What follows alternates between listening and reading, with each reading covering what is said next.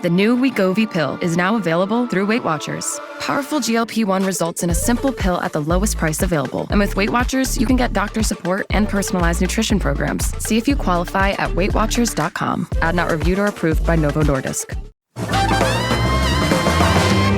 Hey folks, and welcome to Typology, the show on which we explore the mystery of the human personality and the great human adventure, all through the lens of the Enneagram. My name is Anthony Skinner, your producer and co-host. So happy to have you here today, folks. Glad you are with us. Our guest today, Susan Piver, is a New York Times best-selling author, meditation teacher, and founder of the Open Heart Project, one of the world's largest online mindfulness communities. She's written several books, including The Wisdom of the Broken Heart, Start Here Now, and The Four Noble Truths of Love. Her latest book, The Buddhist Enneagram, brings Buddhist wisdom and the Enneagram into conversation in a way that helps us understand ourselves more clearly and love others more compassionately. She's studied the Enneagram for more than 30 years and taught it for over a decade, so she brings a lot of depth to the conversation. We're so delighted that you're here. That's it for me, Anthony Skinner, and without any further ado, here is the man of the hour, Ian Cron.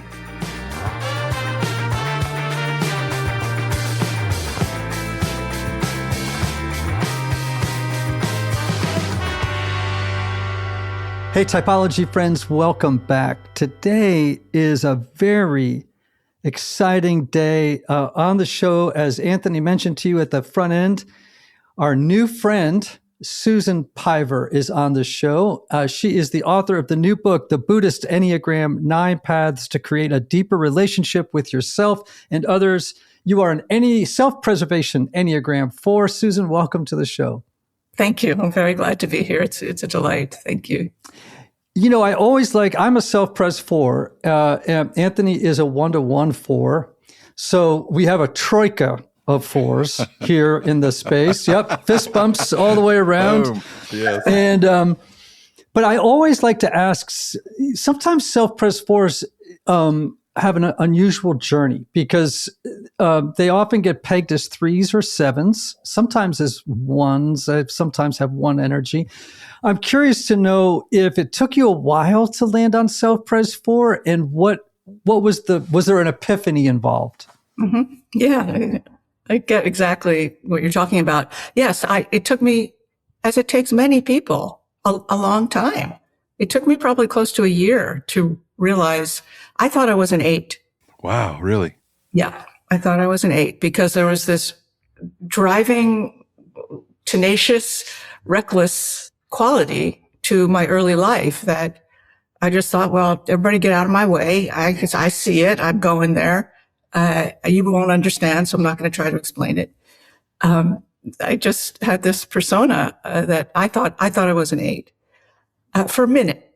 And when I read about 4, I just skipped over it completely because tragic romantic, individualist, maybe. I just didn't resonate with, the fainting couch and the dramas and all of that until I realized my subtype.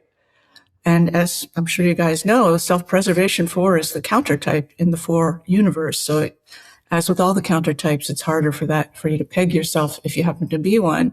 But as soon as I read the words reckless and dauntless, I'm like, someone's been staring at me. And that's what I thought was the 8-ish sort of brute quality of moving through obstacles or sorrows was really an effort to feel something by taking risks. Yes.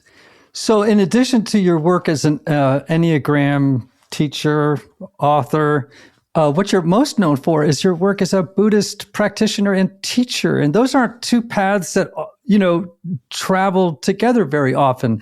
And I'm just curious to know, when did you realize that there was a conversation to be had between the Enneagram and Buddhism?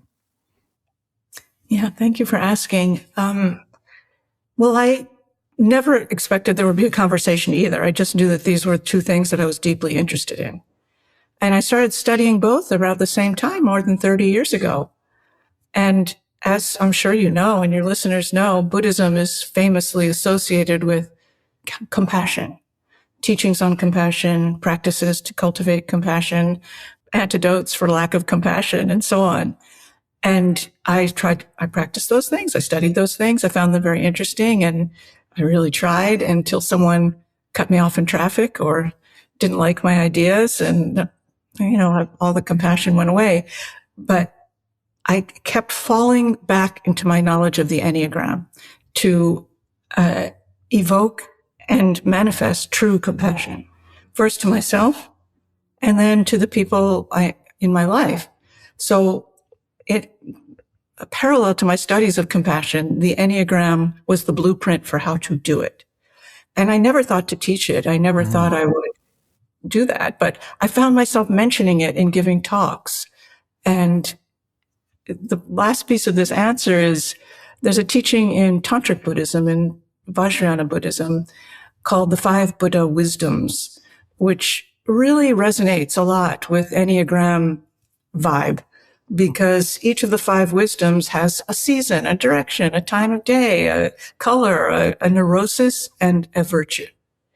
So in both systems, the Enneagram and the Buddha Dharma, the neurosis and the virtue, or the passion and the virtue, are not seen as opposites. They're seen as one thing along a spectrum. And that seemed very profound to me. Yes. Yeah, it's interesting how the Enneagram, whether it's in the Buddhist tradition or the Christian tradition, or in, numerous others, there's these interesting overlaps. As a template, it's interesting how it can be placed over these different systems, and we find interesting kinds of points of integration. Yeah, it's pretty extraordinary. May I ask you, when people ask you, where does the Enneagram come from? This relates to, I think, this topic. What do you say? I'm a little agnostic about it, right? Because I feel like we see glimmers of the Enneagram in the Desert Mothers and Fathers, and Evagrius Ponticus, but we know that it passed through lots of different hands and lots of different places, And so I'm always the one to say, I kind of shrug a little bit and I go, I don't know where it came from, but I know that it's, ultimately, I can't give you ground zero, right, of where this came from. What I can say is that it seems to have been born on this circuitous route, and it has passed through a lot of hands, and now, of course, it's passed through the hands of modern psychology, and so it just keeps sort of mushrooming and forming itself in the world. And so, I guess that's a long way of saying I don't know. I'm with you. I feel you. And the fact that we don't know, that we cannot associate it with a person or a tradition or a lineage, makes it, to me, eminently trustworthy. It is uncompounded. And at least in the Buddhist view, the only things that are true and reliable are uncompounded. They're uncompounded. Like we are compounded individuals. And yeah, you explained that a little bit. I love the word compounded or uncompounded, but I think I know what you mean, but unpack that a little more. Oh yeah, I'd be happy to. So there's something, according to the Buddhist view, so no one has to believe it or anything, that points to a reality, a ground reality, from which all phenomena arise as a result of causes and conditions. Like you guys are the results of the causes and conditions of your parents, and their parents, and their parents, and their parents. And if someone, ate a different sandwich or turned left or went right, whatever it is, the compounded version of you would be a different compound. Mm-hmm. So part of the Dharma path, and I'm sure all the great wisdom traditions, is to find that uncompounded reality, that base reality that includes everything and is non-dual. So my way of saying the Enneagram seems uncompounded is a little bit flip. But when things are uncompounded, like the ground of reality itself, it can mix with anything. The Enneagram can mix with anything. So interesting. And I just literally wrote down the word uncompounded and compounded, and it will find its way into my teaching, I promise. Okay. So I'm not an expert. I mean, I have a cocktail party knowledge of Buddhism. So I'm familiar with Buddhism, maybe in the Western psychological tradition, right? Like I've certainly read Tara Brach, and I've read Joseph Goldstein, or, I don't know, Jack Kornfield. I've read all these, in that space, right? And love them all for different reasons. But as I understand it, and you'll have to educate me, Buddhism is maybe this may be overstated, fundamentally skeptical, right, of a fixed idea of self, right? Like, whereas the Enneagram, as some people teach it, is a system built around this idea of an ingrained personality structure, right? And on the surface, that seems like a real tension. I don't know if there is one, but like, how do you navigate that, right? Like no self versus, oh, wait a minute, there is a self here, or at least as it reveals itself in these patterns of acting, thinking, and feeling. Mm-hmm. Well, that is a very profound question. And I will do my best to give a good answer. Uncompounded, please. Okay. We dig into my uncompounded. See what I can come up with, which is nothing, which is the ultimate. Uncompounded is nothing. So one entry point for this question is in the most profound teachings in the Buddhist lineage that I was trained in, which is a little bit different than the one that Tara and Jack and Joseph were trained in. Profound. No, I'm not saying otherwise, but it's the Vipassana world. It's based in Theravadan teachings.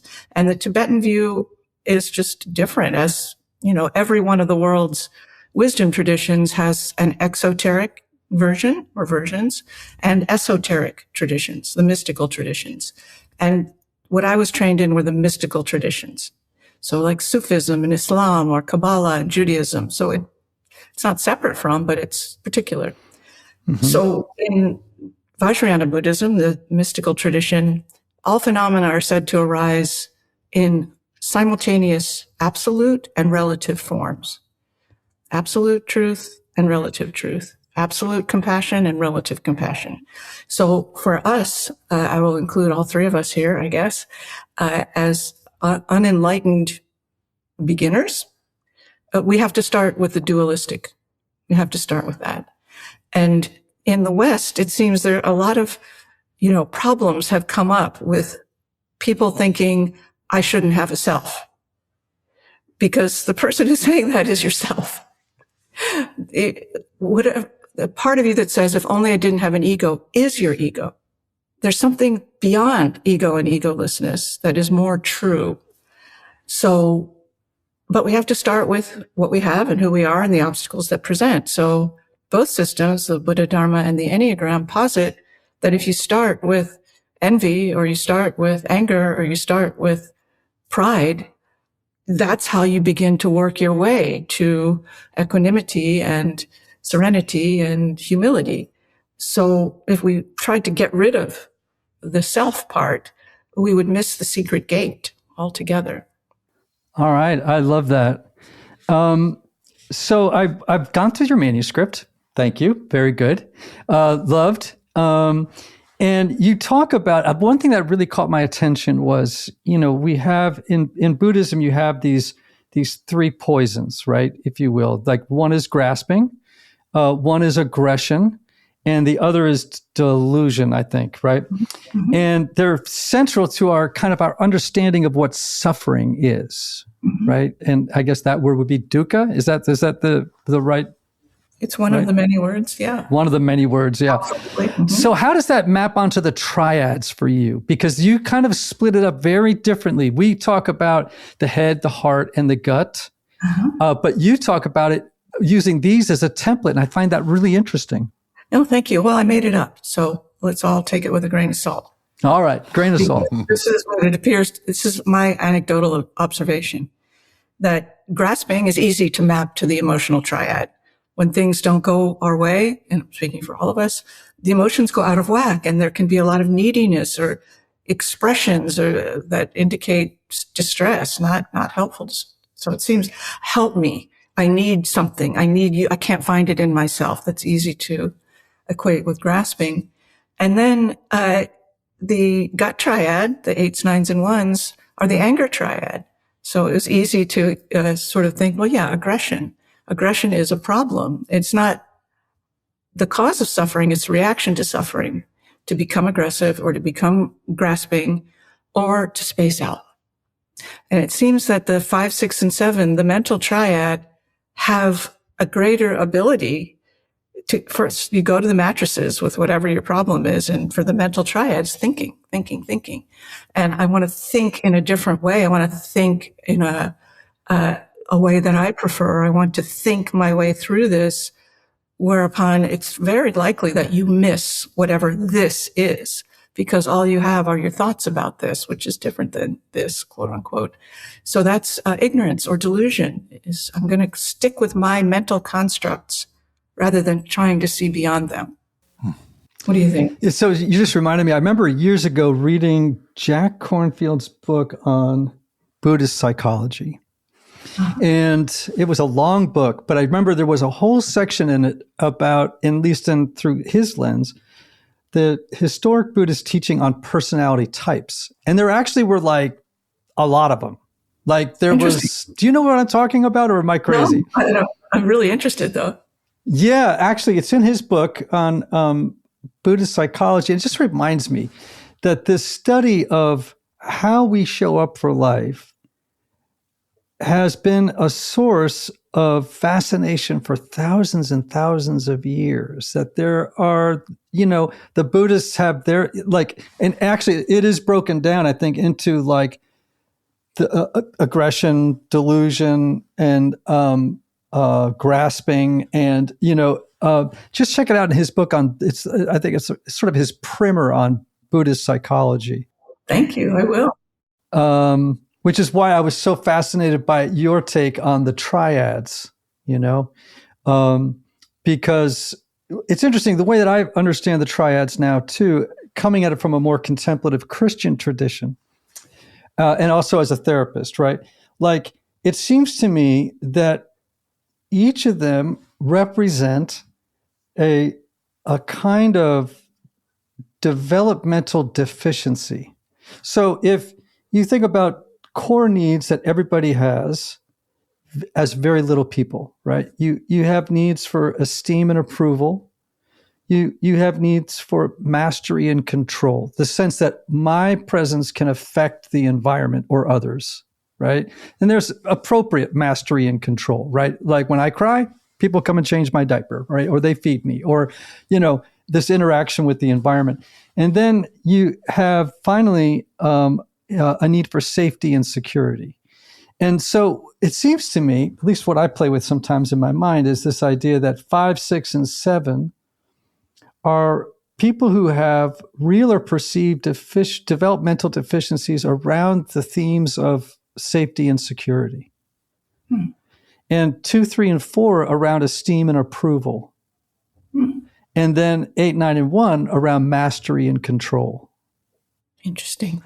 Yeah. Again, these templates, right? They kind of go over the top of the Enneagram, and you see these interesting kinds of potentials that are inside the system. It's endlessly interesting. And Yeah. And then if you would bring in attachment theory or the Hernevian directional theory, the toward, against, away, that could be passion, aggression, and delusion. I mean, grasping, aggression, and delusion. And there could be the delusion of grasping and the aggression of grasping and the grasping of grasping. It's mathematically profound. Yes. And now, of course, Dan Siegel has been running around introducing us to interpersonal neurobiology and the Enneagram, which is fascinating. He has a new book that's on that subject. It's incredibly academic, but well worth reading for people who want to go that far down the wormhole of now neuroscience and the Enneagram, which is... Thank you, science. Keep proving all the things we think are true. Yes. Yeah. Often that happens, that is for sure.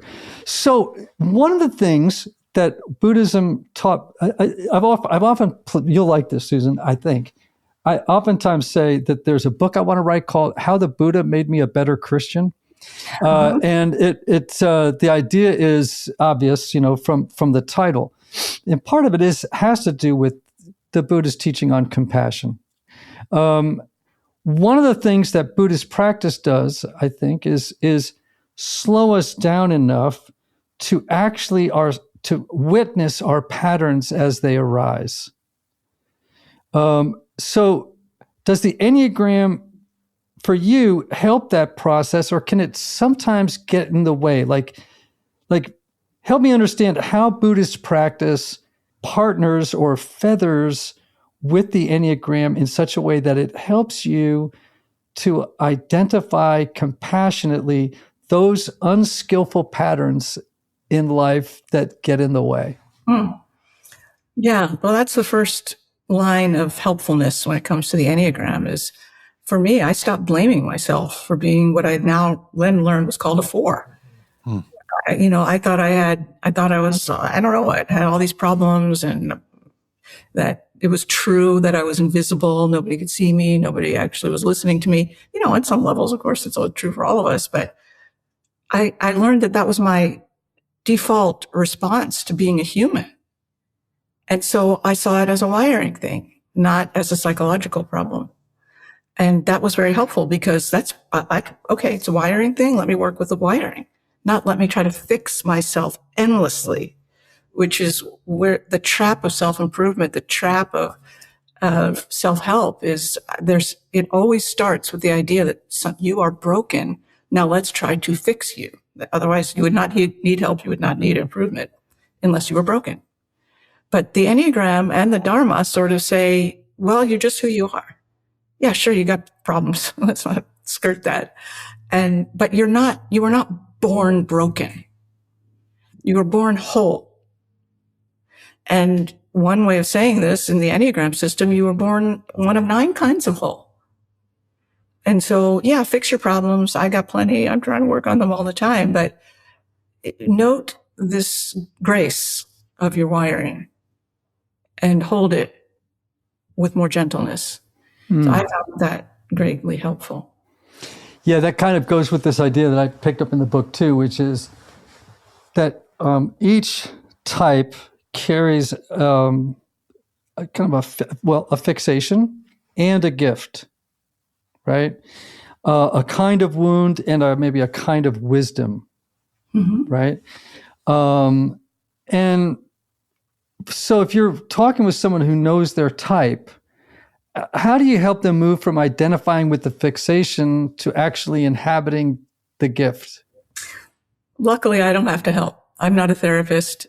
I can't help. But I can talk about, and I can share things from the Enneagram. And, my whole job as a teacher, because I am a teacher, is not to teach anyone anything. That was my instruction in my teacher training, but to help them to discover something. So that puts the agency back. So anyway, that's not the point of your question. I get that. One of the great things, among many great things about the Enneagram, is it teaches itself to you.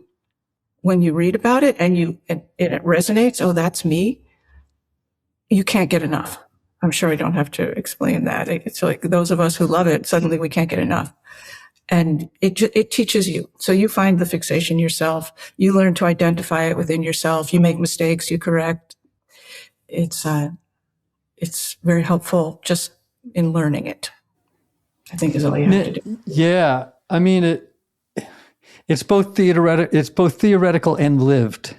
And so we have to do both, but as you live it, it starts to reveal things to you that you hadn't necessarily been aware of previously. Now you're married to an Enneagram 1. Yep. Right? And tell me a little bit about the dynamic of self-pres 4 and 1. I don't know your husband's or your partner's subtype. And how has it worked as a tool for compassion in your marriage? He's a 1-to-1 1. He's a sexual 1. So that's the counter type. So it doesn't it walks like a 1, it talks like a 1. it is a 1, but it might not look that way at first. Yeah. Well, I think I told this in the book too, that when things are upsetting to me, I want to talk about, figure out, what does this mean? Let's peel these layers back. What does this say about us? What does this mean? I'm interested and I'm scared and all those things. But he wants to know what went wrong. Mm. And we've been together over 30 years. So when I say for the first period, that was a long period. I was like, what do you mean? What went wrong? Who cares? What is happening is so far beyond right and wrong that seems useless. And he thought my lack of willingness to see where the error occurred so that we don't repeat it was a vast oversight on my part. Like, what else would you do besides try to repair? And how do you repair until you know where it went wrong? So for a long time, we were each like, I don't know what the hell you're talking about. But then over time, it's been a long time, and it didn't take that long, but took a minute. We slowed down, and I learned to look for what went wrong where I normally wouldn't. And to tell him, I think this is what happened. I think this is where it went wrong. And I noticed when I could do that, everything calmed down. I mean, not solved and lovey-dovey again, but okay, space opened up. Now we can have a conversation. And from his part, like, I get dissociated when someone's angry at me. I lose all connection to my inner knowing. He's a sexual subtype. He is like, we're in a fight. Now we're getting somewhere. This is good. I'm not saying that about you, Anthony, necessarily, but he comes off the sexual subtypes. Mm-hmm. There's the connection is the safety point. Mm-hmm. And for the self-preservation subtypes, 4 or otherwise, the connection point is the danger point. Mm-hmm. I can't control what's happening here. So it was knowing each other's subtypes more than anything that helped him to not just keep, getting in my face, what I thought was getting in my face. And it helped me to go, okay, I got to get in this fight. I got to get in there. I can't just avoid. So we, little by little made room for each other's way of entering such a conversation. And I really learned how to get into a conflict in a way that was healthier rather than I'm just going to do something else, which is my favorite.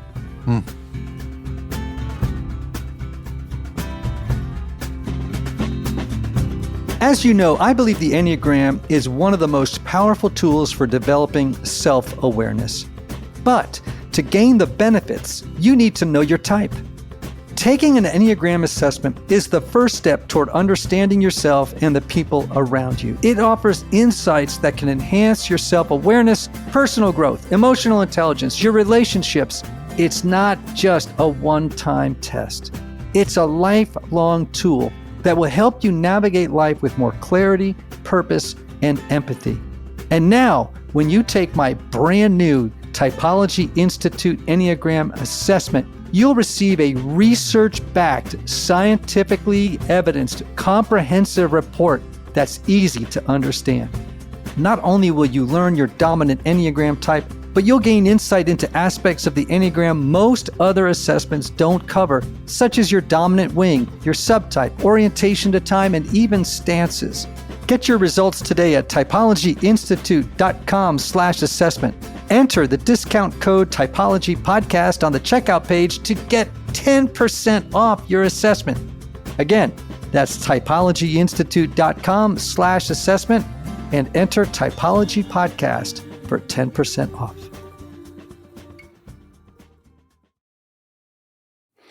It's so interesting because as a self-pres 4, I have the same response to intense conflict, Really? Which is a complete mind shutdown. It's like I'm a pretty smart guy. Like, I can actually, if things are calm, I can lay things out pretty coherently. But if they get hot, suddenly I like my prefrontal cortex literally goes offline. I like flip my lid and I can't put coherent sentences together. I feel you. The self-preservation alarm goes, wah, wah, wah. Yeah, Danger, danger, exactly. danger. So, okay, let me get back to my hidey hole. Yeah. Let's talk about feelings. I'll think things through, but I can't think them through while you're here. Right. Yeah, exactly. It's interesting about ones, right? The way I try and help people who are trying to figure out the difference between these subtypes with ones is I say, look, that self-pres one, the anger is very repressed. It's very, very repressed. It's hard to see. It's not, it would be inappropriate for the self-pres one to publicly air their anger. They would feel like that's not what good people do. So they bring up, I know you're a fan of an Enneagram book that I have read it's the book on fixation, from fixation to freedom, right? And this idea that, what happens is reaction formation happens, right? In that self-pres one. But that you get to the social one and there's half the anger is out. So it can come out, but it's just 50% more than zero at where the self-pres is. But you get to that sexual or 1-to-1 4, and that anger will just come out. Right? Yeah. And where the self-pres one is often, that inner critic is very loud on the self-pres one, about half as loud on the social. And for that sexual one, they're actually a little less concerned with perfecting themselves and a little more concerned about perfecting you. Yeah, I like to say they're the kind of people that tell you they love you by telling you what you're doing wrong. Yeah. But as a 4, and some people talk about 2, 3, and 4 as having issues also around shame. How does that land for you in the relationship? How have you navigated? Does it activate shame? Or does it activate anger in you? What comes up when that happens in the dynamic? Thank you for asking. Yeah, sure. All sorts of things activate shame. And it's safer in a sense for me, for self-preservation subtypes in general, I think, to turn the fire on myself, because I can contain a fire within. Mm-hmm. I can work with it. But if it's between me and someone else or between me and a situation, I feel out of control. But at this point in life and whatever experience and practice, I don't blame. I see shame. I'm not saying I've got this under control. I see it. And I'm like, okay, shame is here. Okay, come on in. I've met you before. I'll have you a cup of tea. And I hope, whenever you're ready to leave, au revoir. Mm-hmm. But I'm not going to make you the center of my life. But I will give you a cup of tea. But anger is a different beast. And this 1-to-1 is called heat, as we both described. And they're not afraid to flame. And there is heat. But for me, and I'd be curious for you, fellow 4s, I describe my anger as a cold fire. It's not heat. It's ice. I'm going to freeze you out. And that's how I know I'm angry. It's gone. You're gone. Everything's gone. Come back another day. I need to think about that. Yeah. I don't know if I would describe mine as cold anger, in terms of what kind of energy it radiates inside. I need to think about that. I actually think I do experience anger, but it's very, unlike you, I have learned in my life early on how to contain suffering quietly. And anger is a kind of suffering that I can suffer quietly. It doesn't come out. It takes a lot to get anger to come out of me frontally. You know what I mean? It just lives inside of me until I work it through. And I tend to be someone who I process aloud about tons of things. I was a songwriter, so just riffing, talking aloud, processing, these were all part of my natural vocabulary. I don't do that with anger very well. when I'm angry, I go inside and I don't want to say I ruminate on it, 'cause I don't think I do so much. It's just like I'm more like, if I'm going to figure this out, I'm going to figure it out on my own. Versus let's air it out. I have to really force myself to get my anger out. I get what you're saying. And I find that when my husband or my mother, who's also a self-preservation one, they've expressed their anger, it's done. Oh, I'm happy for you. When I express my anger, I get angrier. So that's that I need to find a workaround there, because I just get angrier and angrier and angrier. It doesn't express. Yeah. I've seen this in therapy with clients. Sometimes I've been in settings where some therapists will be like, "Oh, you're angry. Let's get the baton out and hit something." And I'm like, that doesn't always help. Yeah, Sometimes that just makes somebody a lot angrier. Yeah. No. It's got to go a different way.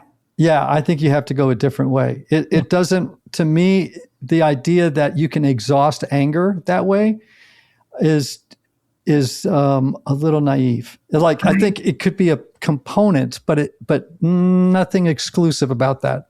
I totally appreciate the way you said that, and I agree. And we need a special way of dealing with anger. We need a special way. Something special and unique.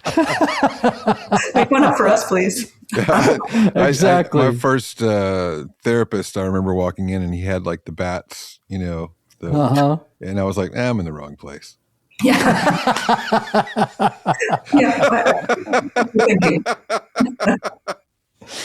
So, Susan, while I have you here, because I don't often get to talk to Buddhist friends on the show, I think two terms that I use a lot: quality of consciousness and quality of awareness, right? Like, I think one of the things that the Enneagram, in concert with my own spiritual tradition, have taught me is that I need a new kind of quality of consciousness. New may not be the right word, but, a quality of consciousness different than the one I would operate with naturally.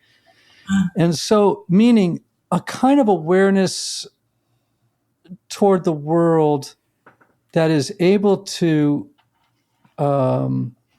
monitor, observe, regulate, respond versus react.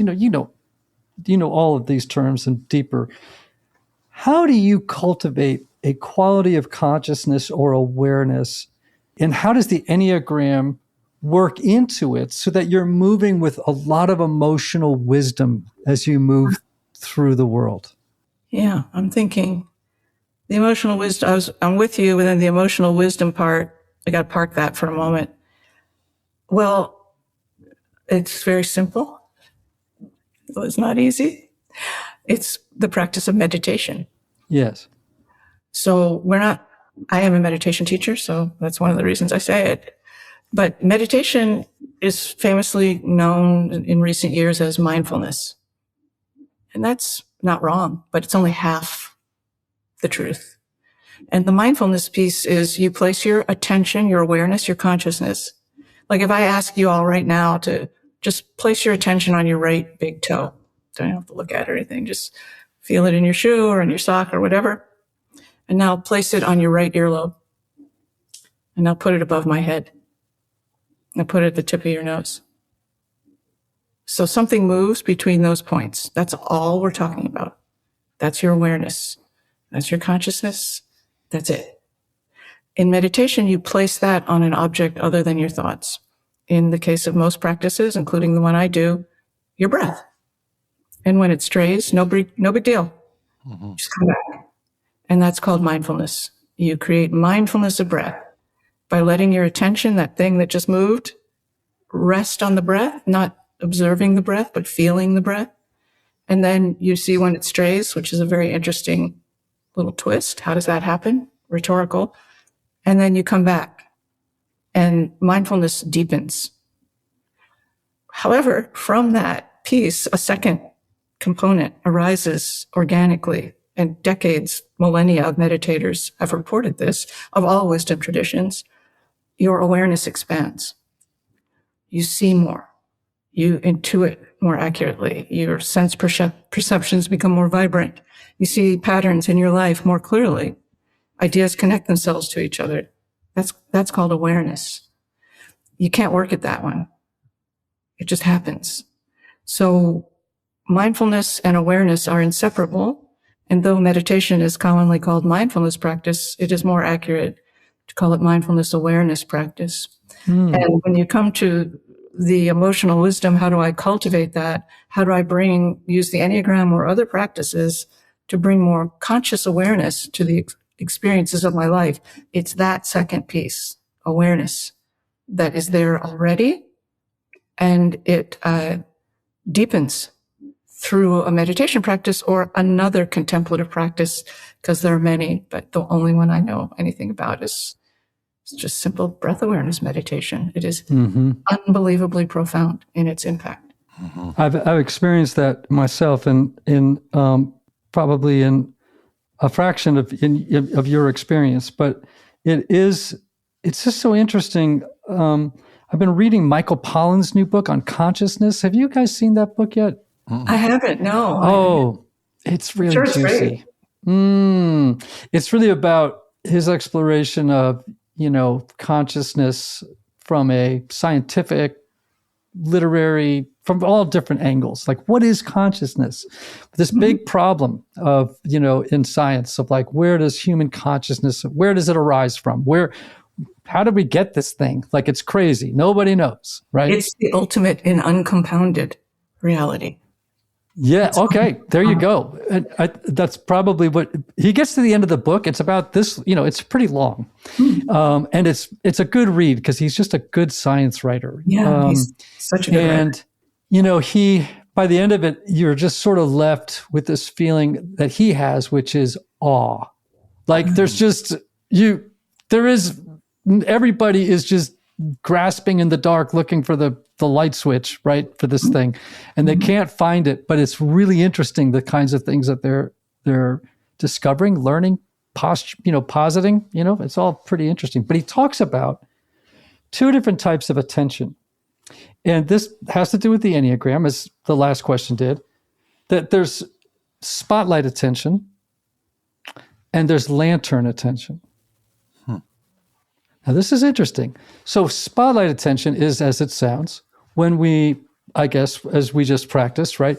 My attention goes to my awareness of my right toe, or to the end of my nose, or to my breath, or whatever the case may be, or a sacred word in prayer, whatever the case may be. But then your attention is trained, right? It's like a flashlight. It's spotting. Whereas lantern attention is very spacious.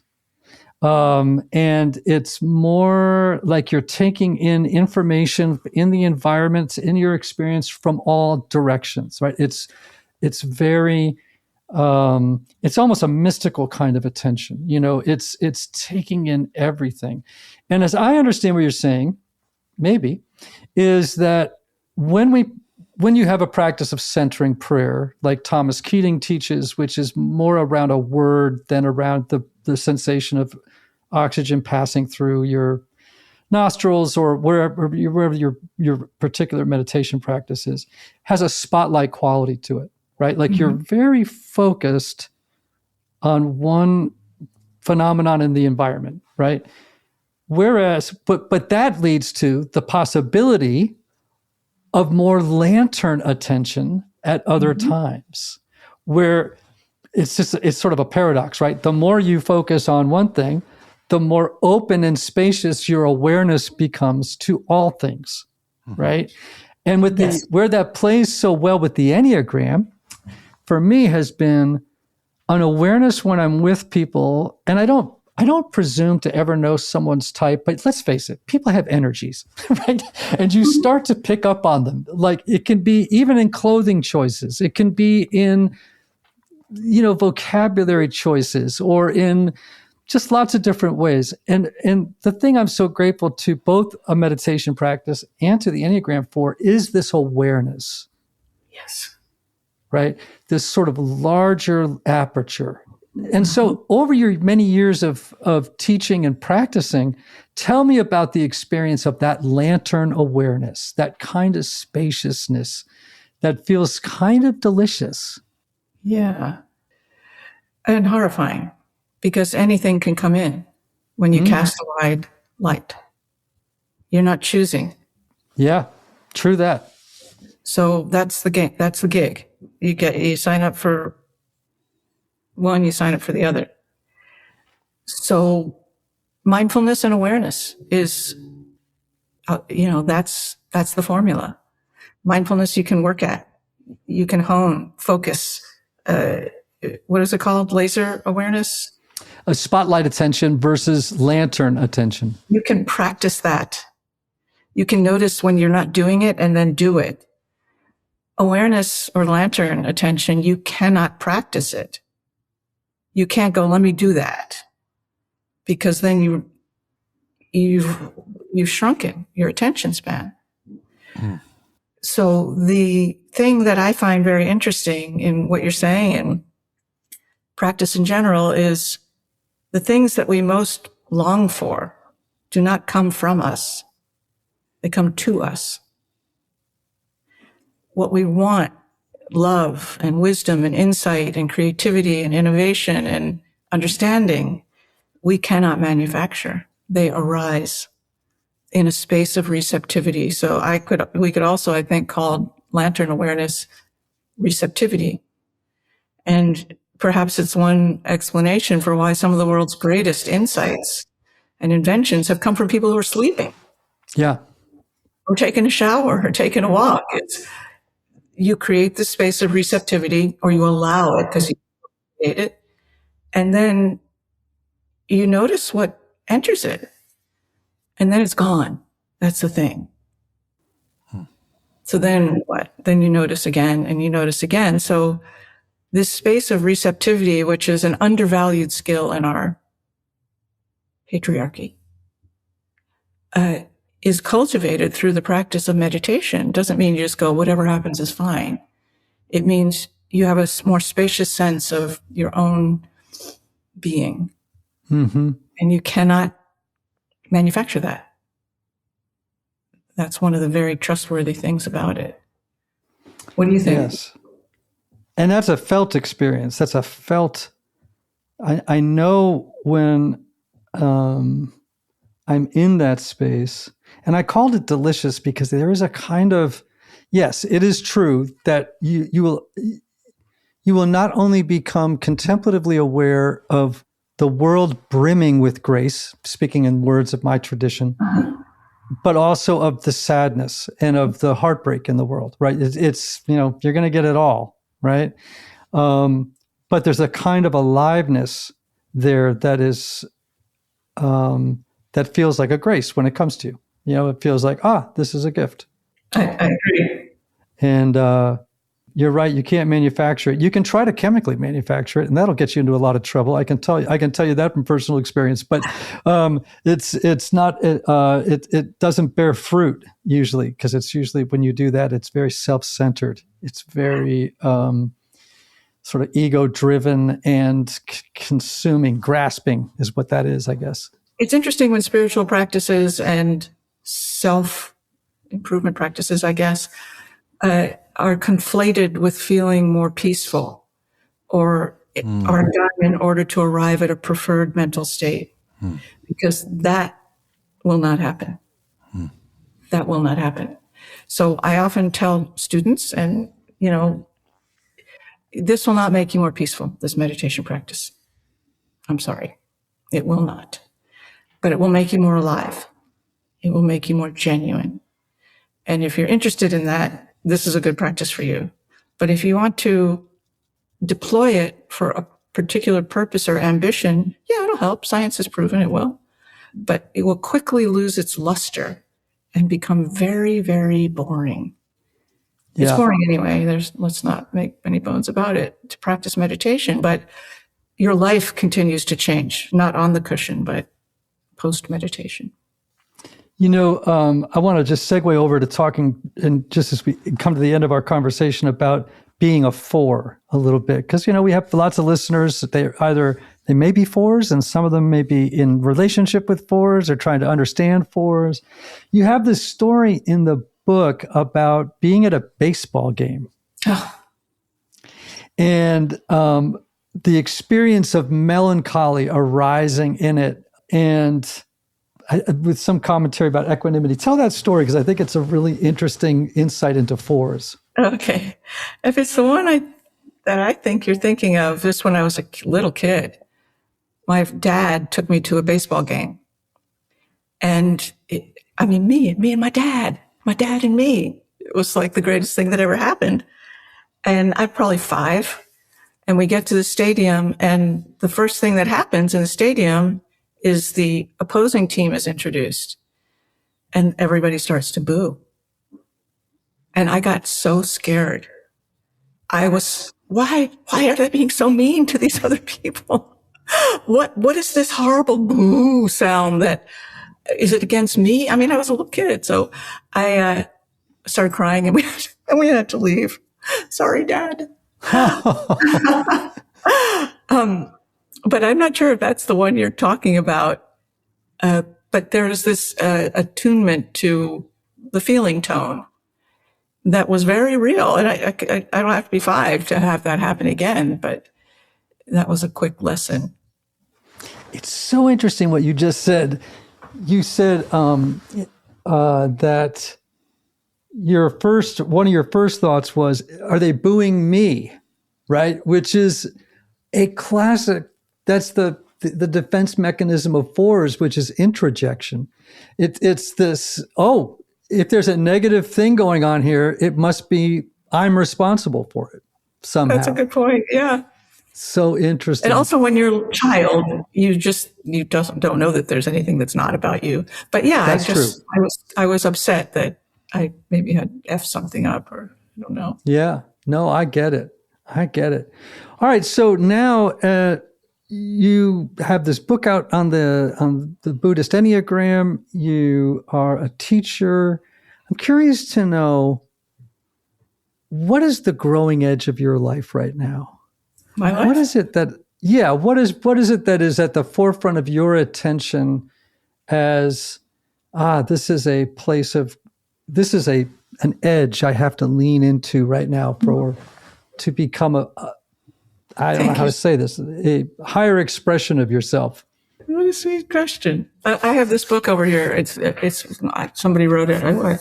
Breathing Life into Space is the subtitle. It's about creating home. That's the edge. I never felt like I was in a home. I never felt like this is going to be a good home for me. I like this house, but not this town. I like this town, but not this house, for my whole life. And we just, as I think I mentioned earlier, we just bought this house. I'm in it by myself. My husband is flying in today. He's not even been in. We bought it together. He's seen it. But what does it mean to be at home? Because I don't know about y'all. When I was little, the only thing that felt safe to me was, I got to get under my desk. I had a built-in desk. Let me get under there, pull the chair in so no one can see me, and write my little stories and think my thoughts. And I carry that imprint with me. I got to hide somewhere. And I think it's a me thing, but it's also a 4 thing. In order to be myself, I have to hide away. And now that's not conducive to feeling at home. It's not conducive to making a home with someone else. So that is a big thing on my mind, is inhabiting space, expanding my sense of self and being to feel that I fill the space and I don't have to get under my desk in order to find that space. You know what I mean? I do. And I really resonate. I'm actually feeling a little exposed because Anthony will tell you, we like to move. And we spent a year in Mexico 3 years ago. I was working on a book, and we sold a house that we'd only lived in for 2 years. And now we're in this house, and there's parts of it I love, but I love the house, but I don't like this part of town, literally, is my complaint. and it's psychologically far from things, and it's I can always find something to not be at home. I don't know what that is. I'm restless. It's a restless, and it's a, fours are always looking for what's more special. And how can this be more special? How can this be more fitting for me? How can this hold me when nothing can see me? Right. How can this hold can't see me? When you were saying that, the word that comes up for me with fours is they're always looking for the ideal.